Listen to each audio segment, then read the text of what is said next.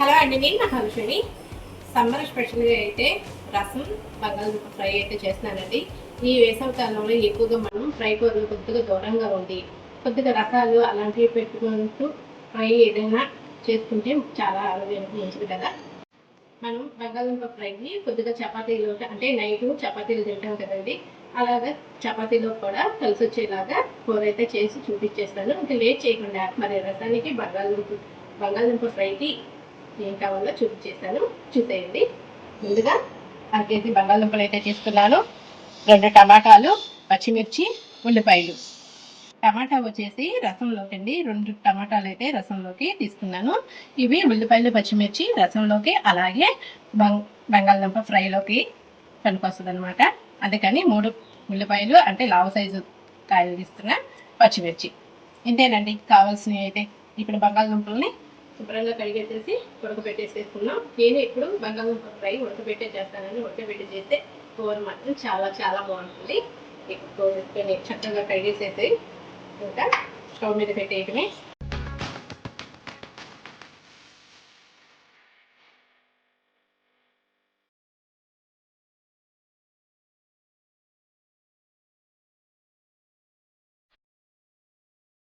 ఇంక ఇలా కోసేసుకోవటమేనండి. కోసేసుకొని స్టవ్ మీద ఉడకపెట్టేసుకుందాం. నేను ఆల్రెడీ కడిగే మీకు చూపించేసిన.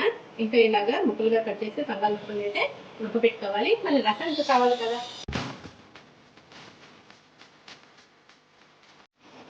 రసం పెట్టుకోవడానికి వాటర్ అయితే తీసుకున్నా, అలాగే చింతపండు కడిగేసి శుభ్రంగా కడిగేసాను.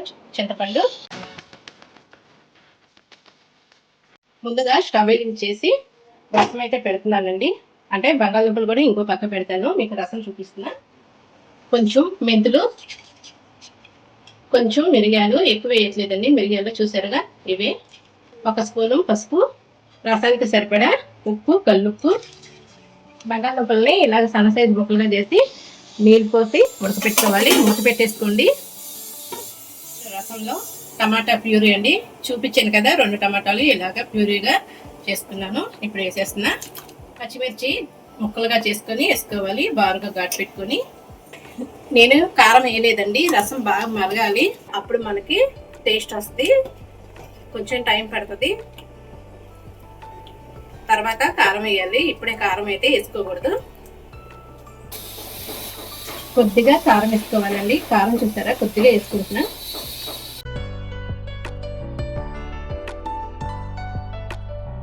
రసం మరిగిపోయిందండి. ఇప్పుడు తాలింపు పెట్టుకోవడానికి కళాయి పెట్టుకొని ఆయిల్ పోస్తున్నాను. అలాగే వెల్లుల్లి రెబ్బలు దంచుకొని వేసుకోవాలి. ఇప్పుడు ఎండుమిర్చి,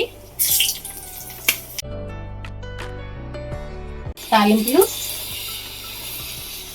జీలకర్ర, కట్ చేసి పెట్టుకున్న ఉల్లిపాయ ముక్కలు చీలికలుగా చేసుకోవాలి.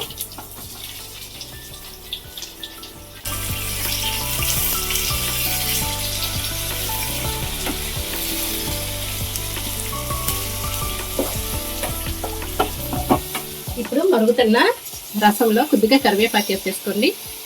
కరివేపాకు వేస్తే రసం కూడా చక్కగా మరుగుతూ ఉంటుంది. కరివేపాకు వేసినాక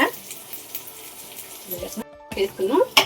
తాలింపు పెట్టుకున్న ఈ పోపుని మరుగుతున్న రసంలో వేసేసుకోవాలి.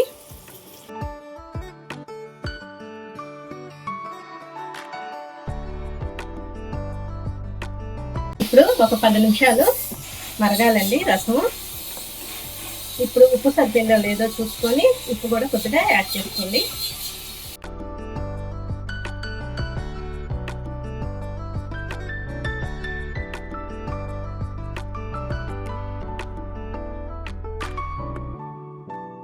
బంగాళదుంప ఫ్రై కోసం కళాయి పెట్టుకొని సరిపడా ఆయిల్ వేసుకోవాలి. కొద్దిగా తాలింపులు, అలాగే జీలకర్ర, కట్ చేసి పెట్టుకున్న ఉల్లిపాయ ముక్కలు, పచ్చిమిర్చి ముక్కలు, కొంచెం కరివేపాకు,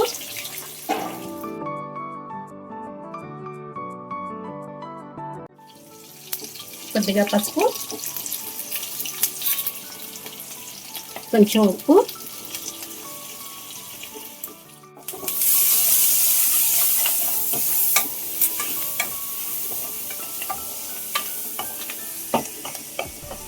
కొంచెం అల్లం వెల్లుల్లి పేస్ట్,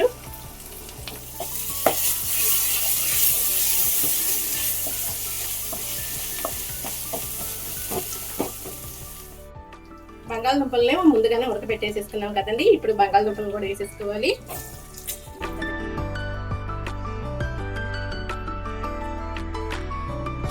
ఇప్పుడు మరుగుతున్న రసంలో కొద్దిగా పంచదార వేసుకోండి, చాలా బాగుంటుంది టేస్ట్ మాత్రం.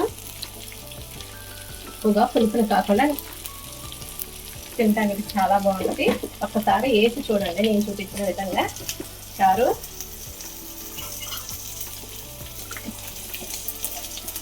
రసం వద్దన్న వాళ్ళు కూడా చక్కగా తింటారు, అంత బాగుంటుంది.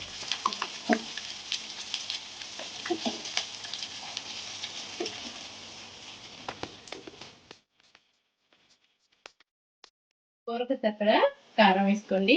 నేను 1 స్పూనే వేస్తున్నా. ఇది పట్టించిన కారం మళ్ళీ మళ్ళీ చెప్తున్నానండి. ఎందుకు ఎన్నిసార్లు చెప్తున్నానంటే బాగా ఘాటుగా ఉందండి, అలాగే మంచి రంగు కూడా. కారం మాత్రం ఈసారి తీసుకొచ్చిన ఎండుమిర్చి మాత్రం చాలా బాగుందండి. కారం మాత్రం మంచి కూరలలో మంచి టేస్ట్ వచ్చింది, చాలా బాగుంది. రంగు అలాగే ఘాటు రెండు కరెక్ట్ గా ఉన్నాయండి. ఎక్కడ తీసుకొచ్చారో కానీ మంచి మిర్చి అయితే తీసుకొచ్చారు.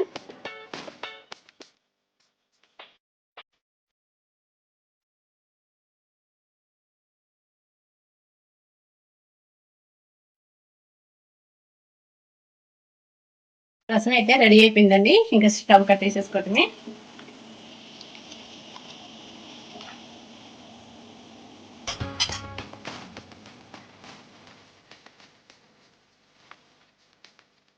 కూరంతా చక్కగా మగ్గిపోయిందండి.